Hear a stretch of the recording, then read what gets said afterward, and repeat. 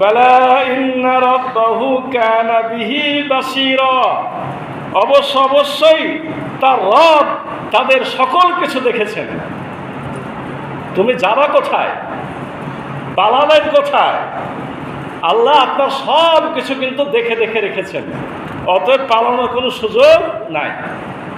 এরপরে রব্বুল আলামিন আমরা যে পালাতে চাই বা আল্লাহর কাছে যেতে হবে না মনে করি,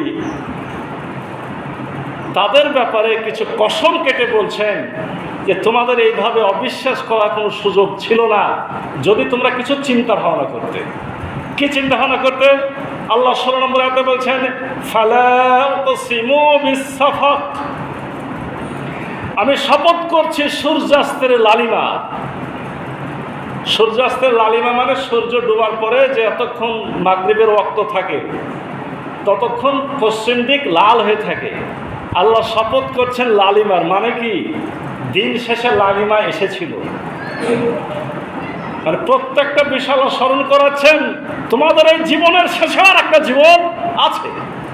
আল্লাহ শপথ করছেন ওয়াল্লাইলি ওয়ামা ওয়াসাক, রাত্রির শপথ যখন সে অনেক কিছুর সমাবেশ ঘটায়।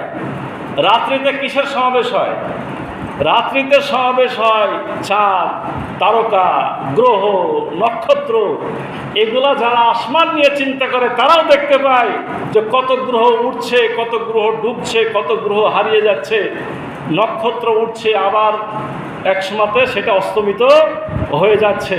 অতএব এগুলো দেখে চিন্তা করা উচিত ছিল যে আল্লাহর সকল কিছুই যেমন উদিত হয় সকল কিছুর আবার পতন হয়, এটা মানুষের বোঝা উচিত ছিল।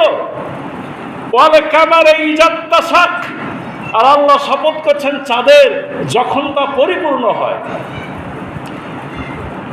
পরিপূর্ণ কেন এখানে আল্লাহ বললেন? আসলে চাঁদের অবস্থা 29টি।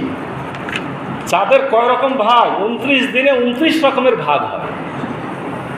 সব থেকে পরিপূর্ণ হয় হলো 14তম রাত্রে।